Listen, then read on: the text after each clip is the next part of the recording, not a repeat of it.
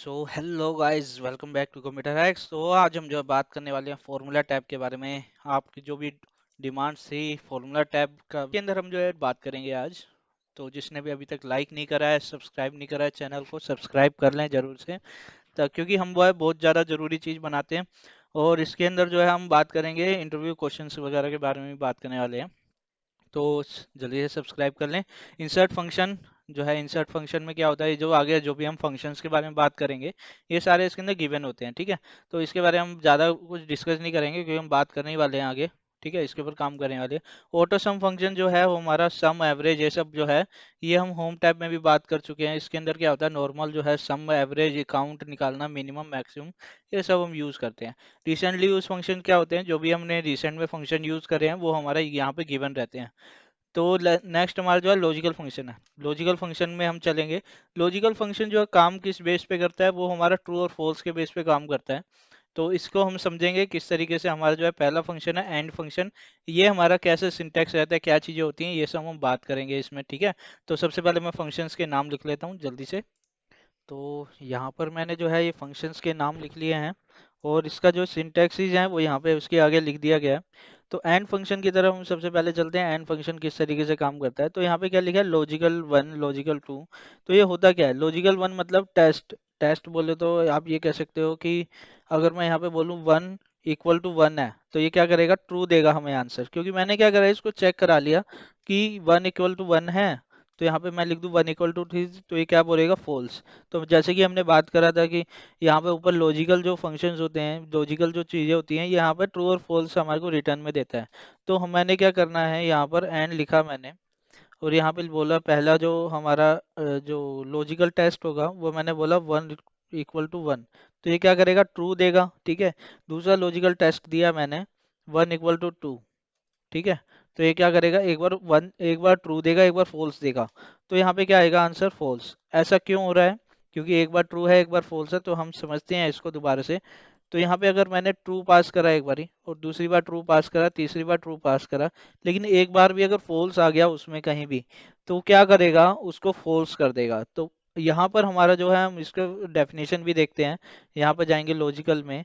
Logical के ऊपर आप इस तरीके कर्जा रखो, तो check whether all arguments are true and return true if all arguments are true. तो ये हमारी जो डेफिनेशन है वो यहाँ पे दिखाई गई है कि सारे आर्गुमेंट्स अगर ट्रू होते हैं तो यहाँ पे ये क्या रिटर्न करेगा, ट्रू रिटर्न करेगा, अदरवाइज फॉल्स बना देगा उसको। ठीक है, तो यहाँ पे मैंने सारे ट्रू करे तो यहाँ पे क्या क्या आंसर आ गया, ट्रू। तो अगर मुझे चेक कराना है कि पांच सात कॉलम, पांच सात जो है जगहों पे सारी चीजें जो है ठीक से काम कर रही हैं नहीं, तो इस तरीके से जैसे कि हम चेक लिस्ट बनाते हैं ना कि ये काम हो गया, ये काम हो गया, इस तरीके से one is done, two step done, three step done, four done, five done. तो अगर सारे ट्रू होंगे तभी ये एंड क्या करेगा, हमारे को ग्रीन लाइट देगा और क्या दिखाएगा, हमारे को ट्रू दिखाएगा। ठीक है, तो इसके इस तरीके से हम जो है आज जो है इसको बनाने वाले हैं। तो चलते हैं हम दूसरे फंक्शन की तरफ जो कि है फॉल्स। तो जहां पर इसका ज्यादा कुछ काम नहीं होता, जहां पर हमें फॉल्स लिखना हो वहां पे हम नॉर्मली इस तरीके से फॉल्स फंक्शन लिखते हैं। कोई आर्गुमेंट पास नहीं करना, कुछ भी पास नहीं करना, नॉर्मल एंटर करना है तो फॉल्स आ जाएगा। इसी तरीके से यहाँ पे जो है सबसे लास्ट वाला फंक्शन भी होता है, इसका जो अपोजिट है वो है ट्रू। कोई आर्गुमेंट पास नहीं करना, कुछ नहीं करना और नॉर्मल ट्रू आ जाएगा। ठीक है, नेक्स्ट जो हमारा फंक्शन है, बहुत ज्यादा इंपॉर्टेंट फंक्शन है, आपके इंटरव्यू में पूछा जाता है, वो है इफ फंक्शन। तो इफ फंक्शन में क्या होता है, मल्टीपल हम लॉजिकल टेस्ट हम पास कर सकते हैं। तो उसके बेस पे हमारा ट्रू और फॉल्स के अंदर अगर कुछ आता है तो वो हम देखते हैं।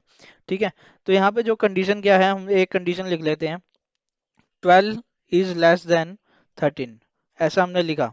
ठीक है, तो ये क्या है, 12 जो है, 12 क्या होता है हमारा, 12 जो है 13 से कम है, लेस देन 13 है। तो हमारा आंसर क्या आना चाहिए, ट्रू आना चाहिए। तो यहाँ पे सबसे पहला जो आर्गुमेंट है वो है लॉजिकल टेस्ट। अगर ट्रू होता है, if true then this argument will be pass. अगर फॉल्स होता है तो this argument will be pass. ठीक है, तो यहाँ पे मैं पहले क्या लिख रहा हूँ, इज 12 इज लेस देन 13। तो ये क्या करेगा, हमारा अगर ट्रू है तो इफ वैल्यू इफ ट्रू, तो यहाँ पे क्या लिखना है, यस। ठीक है ना, क्योंकि ये टेक्स्ट है इसलिए डबल कोटेशन में लिखना। अगर नहीं है तो नो आ जाएगा। ठीक है, तो यहाँ पे दो आर्गुमेंट मैंने पास करे, अगर ट्रू होता है तो यस आ जाएगा, अगर ये कम होता है, अगर नहीं है तो नो आ जाएगा। ठीक है, एंटर कर दिया तो यहाँ पे यस आ गया। अगर मैंने यहाँ पे लिख दिया 11, तो यहाँ पे देखोगे कि 9 आ गया, क्योंकि यहाँ पर क्या है, अब ये 12 जो है बड़ा हो गया 11 से। तो यहाँ पे अगर मैंने 12 लिखा तो भी ये 9 ही रहेगा, क्योंकि ये इक्वल है 12 के। अगर मैंने यहाँ पे 13 लिखा तो ये क्या हो जाएगा, यस हो जाएगा, क्योंकि 12 इज लेस देन 13। क्योंकि यहाँ पे मैंने क्या कर रखा है, इसके सेल के जो है रेफरेंस लिए हुए हैं, और यहाँ पर जो है इस तरीके से हम चेक करा रहे हैं। ठीक है, नेक्स्ट हम चलते हैं इफ एरर फंक्शन की तरफ। इफ एरर फंक्शन भी हमारा बहुत ज़्यादा यूज होता है, जो कि जहाँ पर जो है हमारे एरर्स आते हैं, जैसे कि आपने देखा होगा कभी कभार इस तरीके का एरर जनरेट होता है, रेफरेंस एरर जनरेट होता है कभी कभार, और डिविजनल एरर भी जनरेट होता है। ठीक है, तो इस तरीके के एरर से बचने के लिए हम क्या करते हैं, ये जो इफ एरर फंक्शन है इसका यूज करते हैं। सॉरी। तो अगर इस तरीके के एरर्स कभी आ रहे हैं तो उसकी जगह हम क्या करते हैं, कोई ऑप्शनल वैल्यू डाल देते हैं। जैसे कि हम देखते हैं यहाँ पर, हम क्या करते हैं, एक डिविजनल एरर निकालते हैं। तो डिविजनल एरर कैसे आता है, जैसे मैंने लिखा 12 डिवाइड बाय 0, तो ये डिविजनल एरर आ गया। ठीक है, इसको मैंने वैल्यू पेस्ट कर दिया नॉर्मल। ठीक है, ये हमारा एरर रह गया यहाँ पर। अब जो है हमारे जो एरर्स हो गए, ये 3 एरर्स हो गए। इस तरीके से काफ़ी सारे एरर्स होते हैं, तो उसके बारे में हम फिर कभी डिस्कस करेंगे। तो अभी फिलहाल हम इन 3 एरर्स के बारे में बात करते हैं। ठीक है, यहाँ पे मैंने लिखा 1 2 3, इस तरीके से वैल्यू डाल दी। ठीक है, लेकिन बीच में डाल दिया एक एरर। आप इस तरीके से यहाँ पे हैश एन ए का एरर आप देखोगे, यहाँ पे मैंने डाल दिया। ठीक है, अब इसका आप टोटल करो तो ये टोटल नहीं उठाएगा। आप इसका सम करो तो ये सम उठाएगा ही नहीं, क्या करेगा, एरर देगा। लेकिन मैं यहाँ पर क्या करूँगा कि यहाँ पे कोई, अगर मैं इसको हटा देता हूँ तो ये नॉर्मल सम जो है हमारे को शो कर रहा है। तो हमारी कंक्लूजन क्या निकलता है, यहाँ पे जब भी अगर कोई एरर होगा तो यहाँ पे क्या हो जाएगा, इस तरीके से वो उसका जो टोटल है या फिर जो फॉर्मूला है वो ठीक से काम करेगा ही नहीं। तो आपको करना क्या है, इसका ऑप्शनल आपको निकालना है। ऑप्शन आपको क्या निकालना है, इफ एरर फंक्शन का यूज करना है। ठीक है, इफ एरर लिखोगे। ठीक है, यहाँ पर हम क्या करते हैं, यहाँ पर हम लिख लेते हैं इफ एरर, इसके साइड में लिख लेते हैं। अगर ये इसके साथ में अगर कोई एरर आता है, ठीक है, तो वहां पे क्या डालेगा, ये बाय डिफॉल्ट 0 डाल दे। ठीक है, अगर कहीं पे एरर आएगा तो क्या करेगा, 0 डाल देगा। अब आप देखो यहाँ पर ये क्या है, टोटल लगाया मैंने, तो ये ठीक से काम कर रहा है कि नहीं। आप क्लियर देखो यहाँ पर, यहाँ पर मैंने क्या कहा इसको, अगर यहाँ पर एरर आता है कोई सा, ठीक है, इफ एरर मैंने लगाया। इफ एरर कहता क्या है, टेस्ट लगाओ, टेस्ट करो कि फंक्शन में एरर तो नहीं है, या कोई जो आपने कॉम्बिनेशन लगाया उसमें कोई एरर तो नहीं है। अगर एरर आता है तो क्या देना है उसमें, ऑप्शनल कोई भी वैल्यू आप पास कर सकते हो। ठीक है, इफ एरर अगर, तो यहाँ पे ऑप्शनल कोई भी वैल्यू आप दे सकते हो। तो मैंने क्या करा, वहां पर मैंने लिख दिया कि यहाँ पे ये 0 डाल दो अगर कोई एरर आता है तो। अदरवाइज क्या होता है, इस तरीके का हमारा ये जो प्रॉब्लम थी ये हमारी सोल्व हो गई। ठीक है, यहाँ पर हम 0 की जगह कुछ और लिख सकते थे, तो यस हम लिख सकते थे, तो डबल कोटेशन मैंने डाल दिया डैश। तो डैश डाल दिया तो भी हमारा सही से काम कर रहा है। तो यहाँ पे क्या होता है कि हम इफ एरर की जगह हम क्या डाल सकते हैं, ये इस तरीके से हम ये भी लिख सकते हैं कि एरर आया है। ठीक है ना, तो हमने यहाँ पे लिख दिया एरर।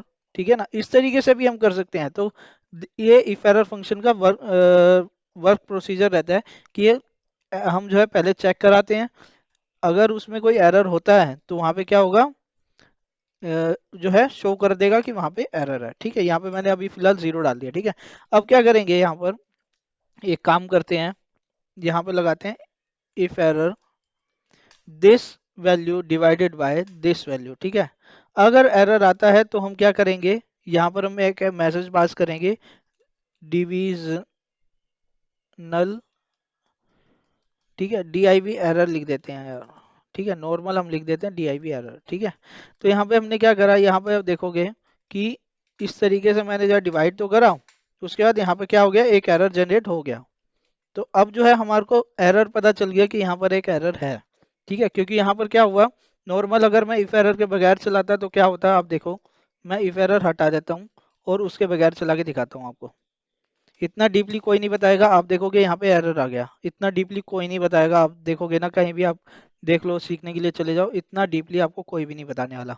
ठीक है, इफ एरर हो गया। उसी तरीके से उसी बेस पे जो है if error, if N A function जो है काम करता है। अगर वहां पर इस तरीके का एन ए फंक्शन आ रहा है तो एन ए फंक्शन की जगह यहाँ पे क्या होगा, डिफॉल्ट वैल्यू हम डाल सकते हैं एन ए, अगर इस तरीके से हम लिख सकते हैं। ठीक है ना, तो ये हमारा जो है इफ एन ए फंक्शन हम जो है लगा के देख लेते हैं, इफ एन ए। ठीक है, अगर यहाँ पर जो है इफ एन ए आता है तो क्या करेंगे, एन ए अकर लिख दिया मैंने। ठीक है, इस तरीके से यहाँ पे लिख दिया। अगर नहीं आता तो यहाँ पे आप देखोगे कि अगर नहीं आता है तो क्या होगा, मतलब यहाँ पर इफ एन ए, अगर एन ए वैल्यू अगर नहीं आती है, कोई अगर नॉर्मल अगर फंक्शन चल रहा है, ये चीजें आ रही है, तो यहाँ पे नॉर्मल जो है हमारे को चीजें दिखा देगा वो, ठीक है ना। इफ नॉर्मल वैल्यू दिखा देगा आपको, अगर N A value, N A अगर नहीं होता है, ठीक है, एन ए एरर जो है अगर नहीं आता है तो, ठीक है, ये इफ एरर की तरह ही काम करेगा, डोंट वरी। ठीक है, नोट फंक्शन क्या काम करता है, नोट फंक्शन का बहुत बढ़िया काम होता है। नोट फंक्शन जो अगर आप इसको कहोगे ना ट्रू, तो ये क्या कहेगा, नहीं, उसका उल्टा। इसके अंदर सिर्फ एक ही वैल्यू पास होती है, ठीक है, एक ही आर्गुमेंट लेगा, अगर उसको आप ट्रू कहोगे तो फॉल्स कहेगा, अगर आप उसको कहोगे फॉल्स तो उसको क्या करेगा, ट्रू कर देगा। ठीक है, आप इसको देख सकते हो कि ये उल्टा ही काम करता है। अगर हमें 1+1 दिखाना है, 1+1 = 1, मतलब 1 मतलब ट्रू का मैं बोल रहा हूँ, ठीक है ना, तो ये क्या कहेगा, नहीं, 1+1 = 0, मतलब फॉल्स। बाइनरी में काम करते हैं ना एक्चुअली है। ठीक है, तो इस तरीके से यहाँ पे क्या होता है कि ये उसका उल्टा ही काम करता है। तो यहाँ पे क्या होता है, लॉजिकल टेस्ट होता है, ठीक है, अगर टेस्ट में ये पास नहीं हुआ, ठीक है, तो उसका अपोजिट रिजल्ट ही देगा। ठीक है, अब अगर ये पास हो गया तो अपोजिट रिजल्ट ही ऑलवेज पास करेगा। तो ये नेक्स्ट फंक्शन है हमारा और फंक्शन, ये भी बहुत ज़्यादा जरूरी है। एंड हमारा जो है वो सारी कंडीशन जो है ट्रू होने पे ही चलेगा। जबकि और फंक्शन क्या कहता है कि अगर एक भी अगर ट्रू हो गया तो भी मैं काम करूंगा।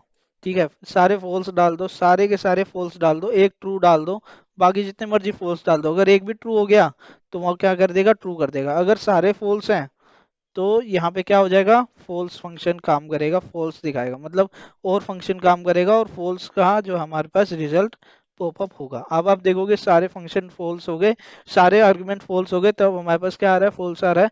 अगर एक भी आर्गुमेंट ट्रू हो गया तो हमारे पास क्या दिखाएगा, ये जो है रिजल्ट में ट्रू शो करेगा। तो आप देखो यहाँ पर कि सारे फॉल्स हैं, आप देखो यहाँ पर ये सारे फॉल्स दिखा रहा है।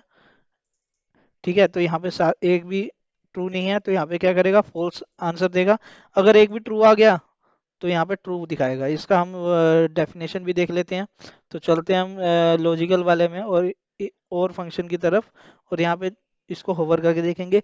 Check whether any of the argument are true and return true, otherwise क्या रिटर्न करेंगे, फॉल्स रिटर्न करेंगे। तो ये कह रहे हैं, तो इस तरीके से हमारे जो है ये लॉजिकल फंक्शंस काम करते हैं। इसकी फंक्शनिंग और ज़्यादा डीपली करेंगे हम लोग, जब हम लोग काम कर रहे होंगे तो हम इसके और ज़्यादा चीज़ें को सीखेंगे और ज़्यादा जो है कॉम्बिनेशंस बनाएंगे। तो आप इस चैनल को सब्सक्राइब तो कर ही लो, क्योंकि आपके बहुत ज़्यादा काम में आएगा ही। अब जो है फॉर्मूला टैब मतलब स्टार्ट कर ही चुके हैं, तो सब्सक्राइब कर लो, लाइक भी कर दो चैनल को, लाइक भी कर दो वीडियो को, और बने रहो हमारे साथ। और हाँ, अगर आपको कोई भी क्वेश्चन होता है, कोई भी क्वेरी होती है, तो आप कमेंट बॉक्स का जरूर यूज करें, कमेंट बॉक्स में जरूर लिखें आपको कैसा लगा ये वीडियो। और अगर आपको कोई भी मतलब चीज़ नहीं समझ आती है तो आप कमेंट बॉक्स में जरूर लिख दें। और आपको अगर ये वीडियो अच्छा लगा तो कौन सा पार्ट आप उसको अच्छा लगा, आपको कौन सा फंक्शन सही लगा, जो कि आपको नहीं आ रहा था और आपने जो है अभी सीखा है, तो आप कमेंट में जरूर लिख के बताएं, ताकि मुझे मोटिवेशन मिलता रहे और मैं इस तरीके की और वीडियोस बनाता रहूं। कर लिया। आई होप यह वीडियो आपके लिए इन्फॉर्मेटिव रहा होगा। अगर ये वीडियो थोड़ा सा भी इन्फॉर्मेटिव रहा है तो इस वीडियो को शेयर जरूर करें और लाइक करें, सब्सक्राइब कर दें।